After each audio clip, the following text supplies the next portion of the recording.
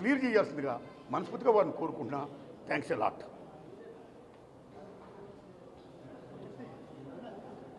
Sir ఏంటి కృష్ణ గారు ఎవడు అడగలేదు అనేది చెప్పడం మెన్షన్ చేయడం ఎంతవరకు?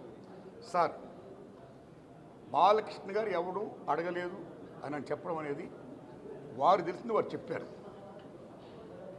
అది కరెక్ట్ కాదు. చిరంజీవి గారితో పాటు మేము చాలామంది వెళ్ళాం, అది అందరికీ తెలుసు. కాబట్టి ఆనాడు ఏమైతే అక్కడ సీఎం గారితో మాట్లాడుకున్నామో, ఏం చర్చలు జరిగాయో అవన్నీ కూడా మీకు ఈ media is the most powerful media, right? మీడియాలో చూడండి మీరు ఏముంది జరిగిందో, దట్ ఈస్ సత్యం, అది చూడండి. సో బాలకృష్ణ గారు తెలిసి ఉండొచ్చు, తెలియపోవచ్చు అని చెప్పారు. సో నేను బాలకృష్ణ గారి గురించి మాట్లాడదలుచుకోవాలా. కానీ చాలామంది మాత్రం అప్పుడు వైఎస్ జగన్మోహన్ రెడ్డి గారి ప్రభుత్వం చిరంజీవి గారిని సినిమా కళాకారుని అవమానించింది అనే అపప్రద ఏమవుతుందో అది చాలా తప్పండి. అలా కామెంట్ చేయకూడదండి. Nobody have no right to assassinate other characters. సత్యం ఇంపార్టెంట్, ట్రూత్ ఇస్ ఇంపార్టెంట్. ఆ ట్రూత్ అప్పుడు ఏ కెమెరాలు అయితే షూట్ చేసావో అది చూడండి, అది తెలుసుకోండి, జనాన్ని చెప్పండి. That's all.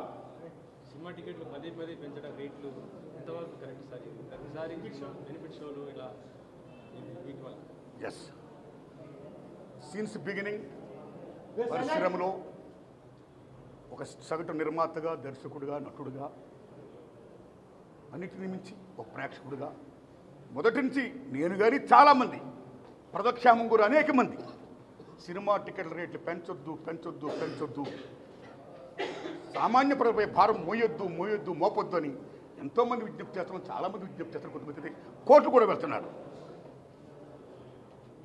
భారతదేశంలో సామాన్యుడు కూడా వినోదం మంచిది కేవలం సినిమా. మహాతల్లి సినిమా, సామాన్యుడు కూడా వినోదం మంచిది. అలాంటి వినోదాన్ని కాస్ట్లీమైన్ చేయొద్దు అని మేము అందరూ విజ్ఞప్తి చేస్తాం, చాలామంది విజ్ఞప్తి చేస్తారు, కోర్టు కూడా వెళ్తున్నారు. ఆ రోజుల్లో కేసీఆర్ గారు